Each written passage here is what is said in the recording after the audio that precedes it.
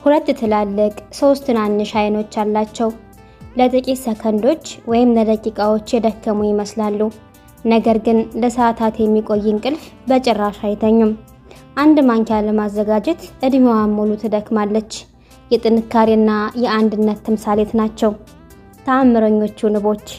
አሰላሙ አለይኩም ወራህመቱላሂ ወበረካቱ። ሰላም ጤና ይስጥልኝ ውድና የተከበራችሁ የቻናሌ ቤተሰቦች እንዴት ናችሁ? እኔ ደህና ነኝ አልሐምዱሊላህ። ዛሬ ስለ አንዲት ትንሽዬ ነፍሳት ነገር ግን ውድና ጣፋጭ ነገር ስለምትሰጠን ስለ ንቦች አስደናቂ ጉዞና የማር ሚስጥር በትንሹ ልነግራችሁ ከፊታችሁ ቀርቤያለሁ። አብራችሁኝ ሁኑ። ርዕሴን ትንሿ ዓለም ታላቁ ጀግንነት ብየዋለሁ። ትንሿ ዓለም ታላቁ ጀግንነት። ለመሆኑ ስለ ንቦች ምን ያውቃሉ? ምናልባት ስለ ማር ማምረታቸው ወይንም የአበባ ዘር ስለማሰራጨታቸው ይሆናል። ነገር ግን ከዚህ በላይ የሆነ አስገራሚ ዓለም አላቸው። ይህች ትንሽዬ ነፍስ የሥርዓት የትጋትና የፍጹምነት ተምሳሌት ነች። ንቦች የራሳቸው መንግስት የሚመሰርቱ ፍጹም የተደራጁ ማህበሮች ናቸው። እያንዳንዱ ንብ በግልጽ የተቀመጠ ስራ አለው። ንግስት ንብ ጎጆውን ታስተዳድራለች። ሰራተኛ ንቦች ደግሞ ምግብ ፍለጋ ይበራሉ። አንድ ሰራተኛ ንብ የአበባ ምንጭ ሲያገኝ ወደ ጎጆ ተመልሶ ለጓደኞቹ መረጃውን የሚያስተላልፍበት ልዩ የሆነ ዳንስ አለው። ይህ ዳንስ አበባው የት እንዳለና ምን ያክል ርቀት ላይ እንደሆነ በዝርዝር የሚያሳይ የመንገድ ካርታ ነው። የንብ ጎጆ ደግሞ ፍጹም መሐንዲስነትን የሚያሳይ ነው።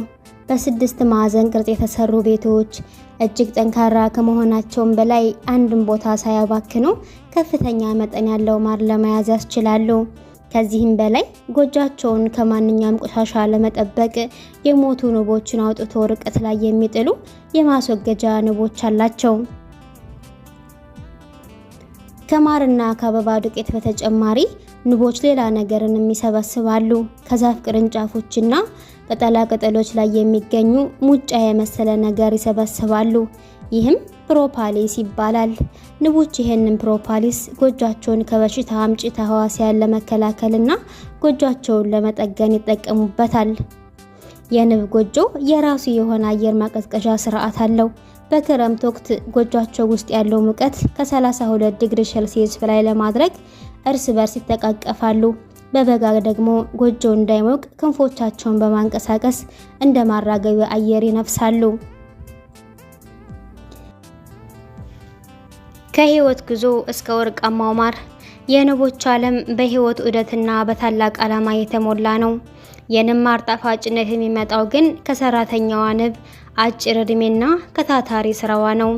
አንድ በበጋ ላይ የምትበር የሰራተኛ ንብ እድሜ በአማካኝ 4 ሳምንት ብቻ ነው። በዚህ አጭር ጉዞ ውስጥ ከጎጆ ወጥታ የአበባ ማርና የአበባ ዱቄት ትሰበስባለች። እንዲሁም ጎጆውን የማጽዳት ንግስቲቱን የመንከባከብና የማር ማሰሪያ ቤቶችን የመገንባት ስራዎችን ትሰራለች። ትጋቷ ደግሞ የራሷ ህይወት ሳይሆን የጎጆዋ ህይወት እንዲቀጥል ነው። ይህ ሁሉ የህይወት ዑደት ግን ለታላቅ ዓላማ ያገለግላል። የጣፋጭ ነገሮች ሁሉ መገለጫ የሆነውን ማር ለማምረት አንድ ሰራተኛ ንብ ከ1000 አበባዎች የአበባ ማር ሰበስባለች። ይህ የአበባ ማር በሆዷ ውስጥ ባሉ ኢንዛይሞች አማካኝነት ወደ ማር ትለውጠዋለች። ከዚያም ይህ ፈሳሽ ወደ ጎጆ 6 ማዕዘን ቤቶች ውስጥ ያስቀምጡትና ውሃው እንዲተን ክንፎቻቸውን በማንቀሳቀስ ደጋግመው ይተነፍሱበታል። ውሃው ተነስቶ ሲወፍር የምንወደው ወርቃማ ማር ይፈጠራል። ማለዳ በቁርስ ለዳቦ ቀብተን አሊያም በሚጠጡ ነገሮች ውስጥ ጨምረን አለፍ ሲልም ለመድኃኒትነት የምንጠቀመው በሻይ ማንኪያዎች ውስጥ ያስቀመጡት አንድ ትንሽዬ ማር ዝም ብሎ ጣፋጭነት ብቻ አይደለም። ከኋላ የተደበቀ የማይታመን ታሪክና ከባድ የጉዞ ድካም አለው። ለዚች ትንሽዬ ማንኪያ ማር ከ40,000 በላይ አበባዎች ይጎበኛሉ። ይህ ማለት አንዲት ንብ ከአንድ አበባ ወደ ሌላ አበባ በማያቆም ጉዞ ለ100 ኪሎ ሜትሮች ያክል በየቀኑ ትበራለች ማለት ነው። ይህንን ትልቅ ስራ ግን አንድ ንብ ብቻውን አይሰራም። አንድ ማንኪያ ማር ለማምረት የ12 የሰራተኛ ንቦች የህይወት ዘመን ሙሉ ድካም ይጠይቃል።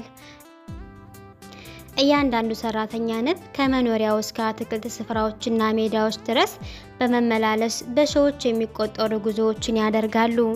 ስለዚህ አንድ ማንኪያ ማር ስትቀምሱ የብዙ ንቦች ትጋትና አጭር የህይወት ውጤት መሆኑን አስታውሱ።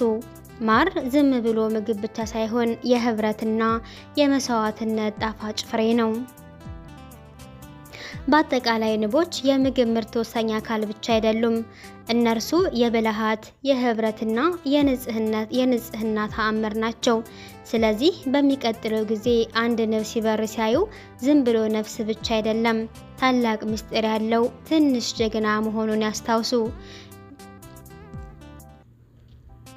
ለዛሬው ያሰናደውት የማር ምስጢርና አስደናቂ የንቦች ጉዞ እዚህ ላይ ያበቃል። በሚቀጥለው ሌላ አስደናቂና አስተማሪ የሆኑ ስራዎችን ይዤ እመጣለሁኝ። ለቻናሉ አዲስ ከሆናችሁ ሰብስክራይብ በማድረግ እንዲሁም ደግሞ ቪዲዮውን ከወደዳችሁት ላይክ፣ ሼር በማድረግ አበረታቱኝ። እንደዚሁም ስለ ንቦች የምታውቁት እኔ ከጠቀስኩት ውጪ አስደናቂ የሆኑ የንቦች ባህሪያቶችን ካሉ ኮሜንት ሴክሽን ላይ በማስቀመጥ እንማማርበት እላለሁ። ስለተከታተላችሁኝ አመሰግናለሁ። እንዲሁም ሀሳብ አስተያየታችሁን ኮሜንት ላይ አስቀምጡልኝ፣ በቪዲዮ ዙሪያ ማለቴ ነው። በያላችሁበት አላህ ይጠብቃችሁ። እወዳችኋለሁ። ባይ ባይ።